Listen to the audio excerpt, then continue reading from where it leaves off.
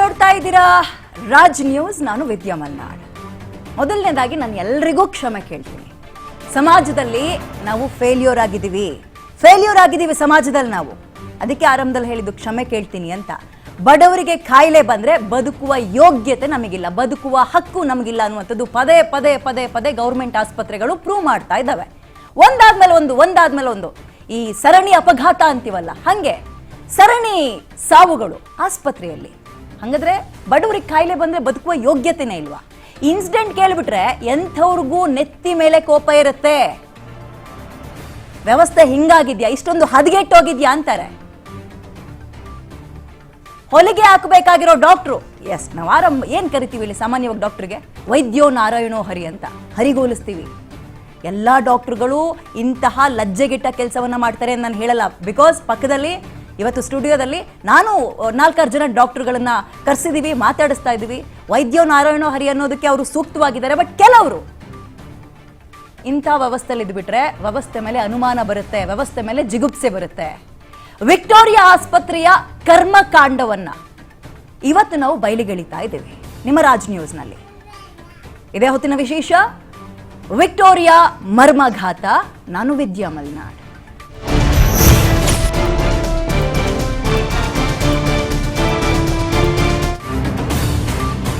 Incident ಏನಾಯ್ತು ಅಂತ ಹೇಳ್ತೀನಿ ಕೇಳಿ. ಈ ಸಾವಿದೆಯಲ್ಲ ರಾಜ್ಯದ ಜನರನ್ನ ಬೆಚ್ಚಿ ಬೀಳಿಸ್ತಾ ಇದೆ. ಸರ್ಕಾರಿ ಆಸ್ಪತ್ರೆಗೆ ಬಡವರೇ ಹೋಗೋದು ಸರ್ಕಾರಿ ಆಸ್ಪತ್ರೆಗೆ. ಇನ್ಯಾರು ಹೋಗ್ತಾರೆ? ಹೋಗ್ಬಿಟ್ರೆ ವಾಪಸ್ ಬರೋದೇ ಇಲ್ವಾ? ಸೂಕ್ತ ಚಿಕಿತ್ಸೆ ಅನ್ನೋದಿಲ್ವಾ? ಕ್ಲಿಷ್ಟಕರ ಆಪರೇಷನ್ ಆದ್ರೂ ಕೂಡ ವೈದ್ಯರು ನಿರ್ಲಕ್ಷ್ಯ ವಹಿಸಿದ್ರ? ವೈದ್ಯಕೀಯ ಶಿಕ್ಷಣ ಇಲಾಖೆಯ ಸಚಿವರು ಈ ಸುದ್ದಿಯನ್ನ ನೋಡ್ಲೇಬೇಕು ನೀವು. ಮರ್ಮಾಂಗದ ಚಿಕಿತ್ಸೆಗೆ 45 ವರ್ಷದ ಶಾನವಾಜ್ ಅನ್ನುವ ವ್ಯಕ್ತಿ ಒಳಗಾಗ್ತಾರೆ. ಆದ್ರೆ ನಿಮ್ಮ ಎಡವಟ್ಟು ಅಂದ್ರೆ ಡಾಕ್ಟರ್ಗಳ ಎಡವಟ್ಟು, ರೋಗಿ ಸಾವನ್ನಪ್ಪಿದ್ದಾನೆ. ಪರಿಣಾಮ ಹೆಂಡತಿ ಮತ್ತು ಆತನ 4 ಜನ ಮಕ್ಕಳು ಬೀದಿಗೆ ಬಿದ್ದಿವೆ. ತನಿಖೆಗೆ ಆಂತರಿಕ ಸಮಿತಿಯನ್ನ ವಿಕ್ಟೋರಿಯಾ ಆಸ್ಪತ್ರೆ ಈಗ ಸೂಚನೆ ಕೊಟ್ಟಿದ್ಯಂತೆ. ಆತನನ್ನ ನಂಬಿಕೊಂಡಿದ್ದ ಹೆಂಡತಿ ಮತ್ತು 4 ಮಕ್ಕಳು ನೋಡಿ, ಅಲ್ಲಿ ನಮ್ಮ ಸ್ಟುಡಿಯೋಗೆ ಬಂದಾಗ ಕಣ್ಣೀರು ಬಂದ್ಬಿಡ್ತು. 4 ವರ್ಷದವರೊಬ್ರು, 6 ವರ್ಷದ ಮತ್ತೊಂದು ಮಗು, 4 ತಿಂಗಳು ಮಗು, ನೆತ್ತಿನೇ ನಿಂತಿಲ್ಲ ಅಂತ ಮಗುನ ಹೊತ್ಕೊಂಡು ನನ್ನ ಗಂಡ ಹೋಗ್ಬಿಟ್ಟ, ನಾನು ಏನ್ ಮಾಡ್ಬೇಕು ಅಂತ ಹೆಣ್ಮಗಳು ಬಂದು ಗೊಳೋ ಅಂತ ಹೇಳ್ತಾ ಇದ್ದಾರೆ. ಇಂಥ ನಿರ್ಲಕ್ಷ್ಯ ಯಾಕೆ? ಆಸ್ಪತ್ರೆಗೆ ಹೋಗ್ತಾರೆ. ಓಕೆ, ನಾನು ಆರಂಭದಲ್ಲಿ ಹೇಳ್ದೆ, ತುಂಬಾ ಸಿಂಪಲ್ ಆಗಿ ಅರ್ಥ ಮಾಡಿಸ್ತೀನಿ ಅಂತ. ಮರ್ಮಾಂಗದಲ್ಲಿ ಅಥವಾ ಪ್ರೈವೇಟ್ ಪಾರ್ಟ್ ನಲ್ಲಿ ಒಂದು ಗಡ್ಡೆ ಆಗಿದೆ ಅಂತ ವಿಕ್ಟೋರಿಯಾ ಆಸ್ಪತ್ರೆಗೆ ಹೋಗ್ತಾರೆ. ಹೋದ ನಂತರ ಏನಾಗುತ್ತೆ? ಆಪರೇಷನ್ ಮಾಡಬೇಕು ಅಂತಾರೆ ಡಾಕ್ಟ್ರು. ಸರಿ ಆಯ್ತು, ಆಪರೇಷನ್ ಮಾಡ್ತಾರೆ. ಆಪರೇಷನ್ ಹೆಂಗ್ ಮಾಡ್ತಾರೆ? ಕೇವಲ ಸರ್ಜರಿ ಮಾಡಿ ಓಪನ್ ಮಾಡಿ ಅದಕ್ಕೇನೇನು ಟ್ರೀಟ್ಮೆಂಟ್ ಕೊಡಬೇಕು ಕೊಟ್ಟು ವಾಪಸ್ ಕಳಿಸ್ತಾರ? ವಾಪಸ್ ಸ್ಟಿಚ್ ಹಾಕ್ಬೇಕು, ಬ್ಯಾಂಡೇಜ್ ಹಾಕ್ಬೇಕು, ಸ್ವಲ್ಪ ಟ್ರೀಟ್ಮೆಂಟ್ ಅಂದ್ರೆ ಗುಣ ಆಗ್ಲಿ ಅಂತ ಬಿಡಬೇಕು ರೆಸ್ಟ್ ಮಾಡಕ್ಕೆ. ಅದ್ಯಾವುದಕ್ಕೂ ಅವಕಾಶ ಇಲ್ಲ. ರಕ್ತ ಸೋರ್ತಾ ಇದೆ ಮರ್ಮಾಂಗದಲ್ಲಿ, ನಡೀತಾ ಇರು, ಮುಗೀತು, ನೀನ್ ಬಂದಿದ್ದಾಯ್ತು, ಟ್ರೀಟ್ಮೆಂಟ್ ಮುಗೀತು, ನಡೀತಾ ಇರು. ಈ ರೀತಿಯ ಮಾತನ್ನ ವಿಕ್ಟೋರಿಯಾ ಆಸ್ಪತ್ರೆಯವ್ರು ಮಾತ್ರ ಅಲ್ಲ, ವಿಕ್ಟೋರಿಯಾ ಆಸ್ಪತ್ರೆಯವರು ಅಂದ್ರೆ ಆಸ್ಪತ್ರೆಯ ಸಿಬ್ಬಂದಿಗಳು, ಈ ಸ್ಟಾಫ್ ನರ್ಸ್ಗಳು ಇರ್ತಾರಲ್ಲ, ಅವ್ರುಗಳೆಲ್ಲ ಡಾಕ್ಟರ್ಗಳೇ ಹೇಳಿದ್ರಂತೆ, ನಮ್ ಡ್ಯೂಟಿ ಮುಗೀತು, ನಡೀತಾ ಇರಿ. ಇದು ವಿಕ್ಟೋರಿಯಾ ಆಸ್ಪತ್ರೆಯ ಕರ್ಮಕಾಂಡ. ಎಲ್ಲಿಗ್ರಿ ಇದೀವಿ ನಾವು? ಅದಕ್ಕೆ ಹೇಳಿದ್ದು, ಬಡವರಿಗೆ ಕಾಯಿಲೆ ಬಂತು ಅಂದ್ರೆ ಸತ್ತೋಗ್ಬೇಕಾ? ನಮಗೆ ಹಕ್ಕಿಲ್ವಾ ಬದುಕಕ್ಕೆ? ಯಾರು ಹೋಗ್ತಾರೆ ಗೌರ್ಮೆಂಟ್ ಆಸ್ಪತ್ರೆಗೆ? ದುಡ್ಡಿರೋರು ಹೋಗ್ತಾರಾ? ಆಪರೇಷನ್ ಮಾಡ್ತಾರೆ, ಕುಯ್ತಾರೆ, ವಾಪಸ್ ಸ್ಟಿಚ್ ಹಾಕಲ್ಲ, ಹಿಂಗ್ ಕಳಿಸಿದಾರೆ ಅನ್ನೋ ಸುದ್ದಿನ ಎಲ್ಲಾದ್ರೂ ನೀವು ಇಲ್ಲಿ ತನಕ ಪ್ರೈವೇಟ್ ಆಸ್ಪತ್ರೆಗಳಿಗೆ ಕೇಳಿದೀರಾ? ದುಡ್ಡಿರೋರ ಹತ್ರ ಹಿಂಗ್ ಕೇಳಿದೀರಾ? ಬಿಸ್ನೆಸ್ ಮನ್ಗಳ ಹತ್ರ ಕೇಳಿದೀರಾ? ಇಲ್ಲ. ಇವೆಲ್ಲವೂ ಸಾಧ್ಯ ಆಗೋದು ಕೇವಲ ಗೌರ್ಮೆಂಟ್ ಆಸ್ಪತ್ರೆಗಳಲ್ಲಿ, ಇವೆಲ್ಲವೂ ಸಾಧ್ಯ ಆಗೋದು ಕೇವಲ ಬಡವಗ್ಗರಿಗೆ ಮಾತ್ರ. ಅಂತಹ ಮನಕಲಕುವ ಮತ್ತು ಕೋಪವನ್ನ ನೆತ್ತಿಗೇರಿಸುವಂತಹ ಸುದ್ದಿಯೊಂದಿಗೆ ಇವತ್ತು ನಿಮ್ಮ ರಾಜ್ ನ್ಯೂಸ್ ನಿಮ್ಮ ಮುಂದೆ ಬಂದಿದೆ. ನನ್ನ ಜೊತೆ ಗೆಸ್ಟ್ಗಳು ಕೂಡ ಇದ್ದಾರೆ. ಮೊದಲಿಗೆ ಅವ್ರನ್ನ ವೆಲ್ಕಮ್ ಮಾಡ್ಕೊಳ್ತೀನಿ. ಗಂಡನನ್ನ ಕಳ್ಕೊಂಡು 4 ಮಕ್ಕಳೊಂದಿಗೆ, ಪುಟಾಣಿ ಮಕ್ಕಳೊಂದಿಗೆ ಗೊಳೋ ಅಂತ ರಾಜ್ ನ್ಯೂಸ್ನ ಹುಡುಕೊಂಡು ಅಳ್ಕೊಂಡು ಬಂದಂತಹ ಹೆಣ್ಣುಮಗಳು, ಸಂತ್ರಸ್ತ ಹೆಣ್ಣುಮಗಳು ನಮ್ಮ ಜೊತೆ ಇದ್ದಾರೆ, ಶರ್ಲಿ ಅಂತ. ನಮಸ್ತೆ, ಕಾರ್ಯಕ್ರಮಕ್ಕೆ ಸ್ವಾಗತ. ನನಗೆ ಸ್ವಾಗತ ಹೆಂಗೆ ಕೇಳಬೇಕು ಅಂತ ಗೊತ್ತಿಲ್ಲ, ನಾನು ಕ್ಷಮೆ ಕೇಳ್ತೀನಿ. ಕಷ್ಟದಲ್ಲಿದ್ದೀರಿ, ಮಾತಾಡೋಕ್ಕಾಗಲ್ಲ, ಇನ್ಸೆನ್ಸಿಟಿವ್ ಅನ್ಸುತ್ತಿದ್ದು. ಬಟ್ ಸ್ಟಿಲ್ ಈ ಸಮಸ್ಯೆ ಬೇರೆಯವ್ರಿಗೆ ಬರ್ಕೂಡ್ದು ಆ್ಯಂಡ್ ನಿಮಗಾಗಿರೋ ಅನ್ಯಾಯಕ್ಕೆ ನ್ಯಾಯ ಸಿಗಬೇಕು ಅನ್ನೋ ಕಾರಣಕ್ಕೆ ಸ್ಟುಡಿಯೋದಲ್ಲಿ ಕರೆಸಿದ್ದೀವಿ. ದಯವಿಟ್ಟು ಕ್ಷಮಿಸ್ಬಿಡಿ. ನಾನು ಮಾತಾಡಿಸ್ತೀನಿ ನಿಮ್ಮ ಹತ್ರ. ಜೊತೆಗೆ 4 ಜನ ಮಕ್ಕಳನ್ನ ನೋಡ್ತಾ ಇದ್ದೀರಿ. ಒಂದು 4 ತಿಂಗಳು ಮಗು, ಇನ್ನು ಉಳಿದಂತಹ 3 ಜನ ಮಕ್ಕಳು. ಓಕೆ, ಇದ್ರ ಬಗ್ಗೆ ಇದು ಗುಣನೇ ಮಾಡೋಕ್ಕಾಗ್ದಲೇ ಇರುವ ಕಾಯಿಲೆನಾ ಅಥವಾ ಡಾಕ್ಟರ್ಗಳು ಇಷ್ಟೊಂದು ಬೇಜವಾಬ್ದಾರಿಯನ್ನ ತೋರಿಸ್ಬೋದಾ? ಇದನ್ನೂ ಕೂಡ ಪ್ರಶ್ನೆ ಮಾಡಕ್ಕೆ ನಾನು ಡಾಕ್ಟರ್ಸ್ಗಳನ್ನು ಲೈವಿಗೆ ಜಾಯ್ನ್ ಮಾಡ್ಕೊಂಡಿದ್ದೀನಿ. ವೆಲ್ಕಮ್ ಮಾಡ್ಕೊಳ್ತೀನಿ. ಡಾಕ್ಟರ್ ಆಂಜನಪ್ಪ ಇದ್ದಾರೆ. ನಮಸ್ತೆ ಡಾಕ್ಟರ್, ಕಾರ್ಯಕ್ರಮಕ್ಕೆ ಸ್ವಾಗತ. ಮತ್ತೊಬ್ರು ಡಾಕ್ಟರ್ ಯೋಗೇಶ್ವರಪ್ಪ ಇದ್ದಾರೆ. ಡಾಕ್ಟರ್, ನಿಮಗೂ ಕೂಡ ಕಾರ್ಯಕ್ರಮಕ್ಕೆ ಸ್ವಾಗತ. ಮತ್ತೊಬ್ರು ಡಾಕ್ಟರ್ ಭರತ್ ಕೂಡ ಜಾಯ್ನ್ ಆಗಿದ್ದಾರೆ ನಮ್ಮ ಜೊತೆ. ಡಾಕ್ಟರ್ ನಮಸ್ತೆ, ಕಾರ್ಯಕ್ರಮಕ್ಕೆ ಸ್ವಾಗತ. ಮೊದಲನೇದಾಗಿ ನಾನು ನಿಮ್ಮಿಂದನೇ ಕೇಳ್ತೀನಿ, ಏನಾಗಿತ್ತು ನಿಮ್ಮ ಯಜಮಾನ್ರಿಗೆ? ಅಂದರೆ ಮೇಡಮ್, ಅವರು ಡೆಲಿವರಿ ಕೆಲಸ ಮಾಡೋದು ಮೇಡಮ್. ಅಲ್ಲಿ ಕೂತ್ಕೋ ಜಾಗದಲ್ಲಿ ಇನ್ಫೆಕ್ಷನ್ ಥರ ಆಗಿಬಿಟ್ಟಿತ್ತು. ಅಲ್ಲಿ ಗಡ್ಡೆ ಥರ ಆಗಿದ್ದಕ್ಕೆ ವಿಕ್ಟೋರಿಯಾ ಹಾಸ್ಪಿಟಲ್ ಡೈರೆಕ್ಟ್ ಎಮರ್ಜೆನ್ಸಿಯಲ್ಲಿ ಅಡ್ಮಿಟ್ ಮಾಡಿದ್ವಿ. ಅಡ್ಮಿಟ್ ಮಾಡಿದ್ದಕ್ಕೆ ಅಲ್ಲಿ 15 ದಿನ ಇದ್ದರು. ಅಲ್ಲಿ 15 ದಿನ ಇದ್ದರು, ಎಲ್ಲ ಟ್ರೀಟ್ಮೆಂಟ್ ಎಲ್ಲ ಮಾಡ್ತಾಯಿದ್ದು. ಅದರಲ್ಲೇ ಓಪನ್ ಥರ ಫುಲ್ಲಾಗಿ ಕಟ್ ಮಾಡಿಬಿಟ್ಟಿದ್ರು. ಕೇಳಿದ್ದಕ್ಕೆ ಒಳಗಡೆ ಎಲ್ಲ ಇದಾಗಿದೆ ಅಂತ ಕಟ್ ಮಾಡಿದ್ದಾರೆ. ಫುಲ್ಲಾಗಿ ಕಟ್ ಮಾಡಿಬಿಟ್ಟು ಪ್ರೈವೇಟ್ ಯೂರಿನ್ ಮಾಡಿದ್ರು. ಸರಿ, ಅದರಲ್ಲಿ ಅದು ಅವರು 1ನೇ ದಿನ ಎಮರ್ಜೆನ್ಸಿ ವಾರ್ಡಲ್ಲಿ ಕಟ್ ಮಾಡಿದ್ರು. ನಾವು 3 ಸಲನೂ ನೈಟ್ 1 ಗಂಟೆಗೆ ಮಲಗಿದ್ದು ಬೆಡ್ ವಾರ್ಡ್ ಇರುತ್ತಲ್ಲ ಮೇಡಮ್, ಆ ವಾರ್ಡಲ್ಲಿ ನೈಟ್ 1 ಗಂಟೆಗೆ ಒಬ್ರು ಶ್ರೀನಿವಾಸ ಡಾಕ್ಟರ್ ಅಂತ ಇದ್ರು. ಅವ್ರು ಬಂದ್ಬಿಟ್ಟು ಆರ್ಟಿಕಲ್ಸ್ ಏನೇನು ಬೇಕೋ ಅದೆಲ್ಲ ಯಾವುದು ತಗೊಂಡು ಬರಲಿಲ್ಲ. ಹಂಗೆ ಬಂದ್ಬಿಟ್ಟು ನಮಗೆ ನಮ್ಮ ಅಪ್ಪ ಕೈಯಿಂದ ಫೋನಲ್ಲಿ ಟಾರ್ಚ್ ಮೊಬೈಲ್ ಓಡಿಸಿ ನೈಟ್ 1 ಗಂಟೆಗೆ ಮಲಗಿದ್ದು ಬೆಡ್ಡಲ್ಲಿ ಅಕ್ಕಪಕ್ಕ ಎಲ್ಲ ಬೆಡ್ಡಲ್ಲಿ ಮಲಗಿದ್ದಾರೆ. ಹಂಗೆ ಎಲ್ಲ ಮೊಬೈಲ್ ಟಾರ್ಚ್ ಓಡಿಸಿ ಅದರಲ್ಲೇ ನಮಗೆ ಇಡಿಸ್ಕೊಂಡು ಯಾವುದೂ ಇಲ್ಲದೆ ಅರ್ಧದಲ್ಲೇ ಬಿಟ್ಬಿಟ್ಟು ಹಾಗೆ ಕುಯ್ದುಬಿಟ್ರು. ಚೆನ್ನಾಗಿರೋ ಜಾಗದಲ್ಲಿ ಕುಯ್ದುಬಿಟ್ಟು ರಕ್ತ ಹೋಗ್ತಾ ಇದೆ. ಅವರು ಇನ್ನೊಬ್ಬರಿಗೆ ಫೋನ್ ಮಾಡಿ ಅವರು ಡಾಕ್ಟರ್ಗೆ ಕರೆಸ್ತಾ ಇದ್ದಾರೆ. ಜಾಗದಲ್ಲಿ ಕುಯ್ದು ರಕ್ತ ಹೋಗ್ತಾ ಇದೆ ಅಂದಾಗ ತಪ್ಪಾಗುತ್ತೆ. ಯಾಕಂದರೆ ಕೆಲವೊಂದು ಮೆಡಿಕಲ್ ಟರ್ಮ್ಸ್ ನಮಗೂ ಕೂಡ ಗೊತ್ತಿರಲ್ಲ. ಆದರೆ ಇಲ್ಲಿ ಪಾಯಿಂಟ್ ಮಾಡಬೇಕಾಗಿರೋದು ಯಾವ್ದು ಗೊತ್ತಾ? ರಾತ್ರಿ ಹೊತ್ತು 1 ಗಂಟೆಗೆ ಆಪರೇಷನ್ನ ಜನರಲ್ ವಾರ್ಡಲ್ಲಿ ಮಾಡ್ತಾರೆ.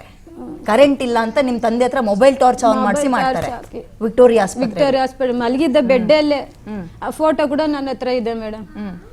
1 ಗಂಟೆಗೆ ಬಂದು ಮಾಡ್ತಾ ಇದ್ದಾರೆ. ಯಾವುದು ಕೂಡ ಜೊತೆಯಲ್ಲಿ ಒಂದು ನರ್ಸು ಕೂಡ ಫೆಸಿಲಿಟಿನೂ ಇಲ್ಲ.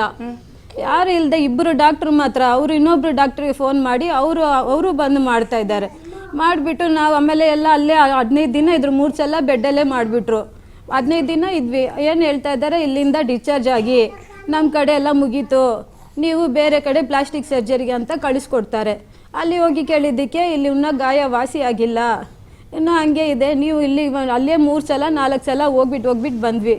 ಅವರು ನೀವು ಹೋಗಿ ಅಂತ ಕಳಿಸ್ತಾನೆ ಇದ್ದಾರೆ. ಕೊನೆಗೆ ಇಲ್ಲೇ ಇರಲಿಲ್ಲ, ಇಲ್ಲಿಗೂ ನಮಗೆ ಸೇರಿಸಿಲ್ಲ, ಅಲ್ಲಿಗೂ ಸೇರಿಸಿಲ್ಲ. ಅಲ್ಲಿ ವಾಸಿ ಆಗ್ಬೇಕಂತ ಅವ್ರು ಓಡಿಸ್ತಾ ಇದ್ದಾರೆ.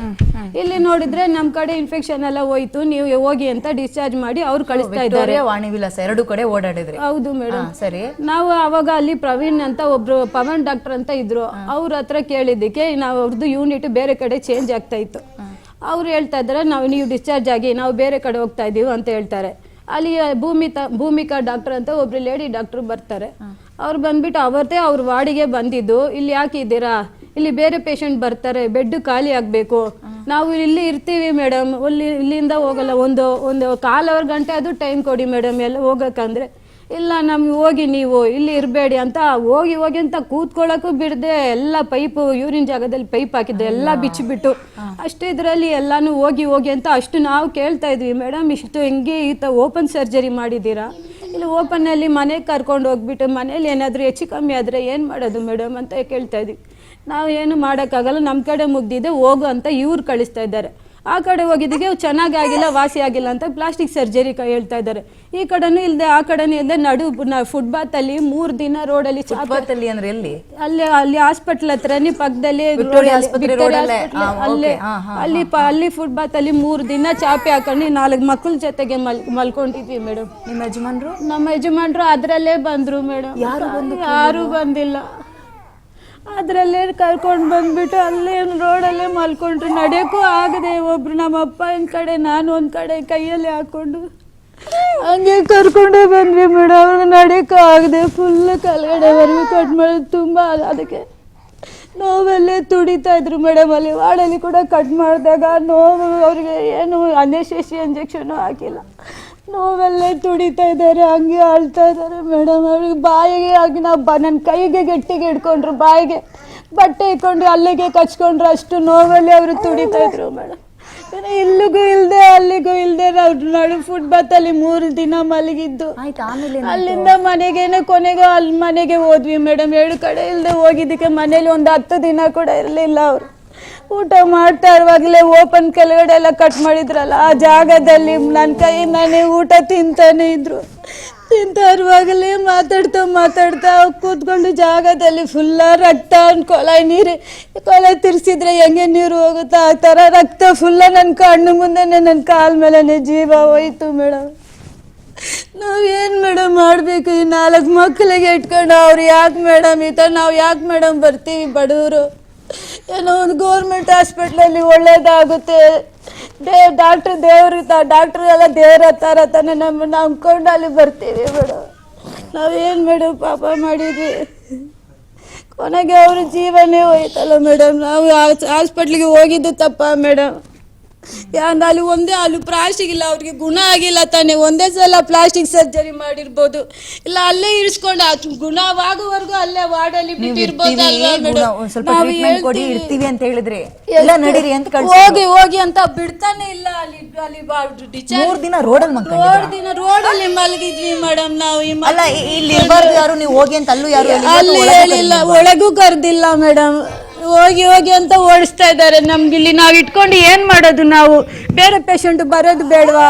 ಆ ಬೆಡ್ ಖಾಲಿ ಮಾಡಿ ಬೇರೆ ಪೇಷಂಟ್ ಬರ್ತಾರೆ, ಇಲ್ಲಿಂದ ಹೋಗಿ ಅಂತ ಹಂಗೆ ನಾವು ಹಿಂಗೆ ಕರ್ಕೊಂಡೋದ್ರೆ ನಾವು ಏನು ಮಾಡೋದಂತ ಕೇಳ್ತಾ ಇದ್ದೀನಿ. ಅವಾಗ ಕೂಡ ಬಿಡಲಿಲ್ಲ ಮೇಡಮ್ ಅವರು. ಮನೇಲಿ ಏನಾದರೂ ಹೆಚ್ಚು ಕಮ್ಮಿ ಆದರೆ ಏನು ಮಾಡೋದು ಅಂತ ಕೇಳ್ತೀವಿ, ಅವರು ಬಿಡಲಿಲ್ಲ ಮೇಡಮ್. ನಮಗೆ ಒಂದು ಬೆಡ್ ಕೂಡ ಕೊಡಲಿಲ್ಲ ಮೇಡಮ್. ಎಲ್ಲ ಕೇರ್ಲೆಸ್ ಮಾಡ್ತಾರೆ ಮೇಡಮ್. ಗೌರ್ಮೆಂಟ್ ಹಾಸ್ಪಿಟ್ಲಲ್ಲಿ ನಂಬ್ಕೊಂಡು ಹೋಗಿ ನಾವೇನು ಮಾಡೋದು? ಬಡವರು ದುಡ್ಡು ಇಲ್ಲದೆ ಇರೋರು ಏನು ಮಾಡೋದು? 4 ಜನ ಮಕ್ಕಳಿಗೆ 4 ಜನ ಮಕ್ಕಳಿಗೆ ಮಕ್ಕಳೆಲ್ಲ ಅಪ್ಪ ಯಾವಾಗ ಬರ್ತಾರೆ ಅಂತ ಕೇಳ್ಕೊಂಡು ಅಳ್ತಾ ಇದ್ದಾರೆ. ಇವಾಗ ಕೂಡ ಫೋಟೋ ನೋಡ್ಬಿಟ್ಟು ಅಪ್ಪ ಬಂದ್ರು ಅಂತ ಹೇಳ್ತಾ ಇದ್ದಾರೆ. ಅವರೇ ಕೂಲಿ ಕೆಲಸ ಮಾಡ್ಕೊಂಡು ಈ ಮಕ್ಕಳಿಗೆ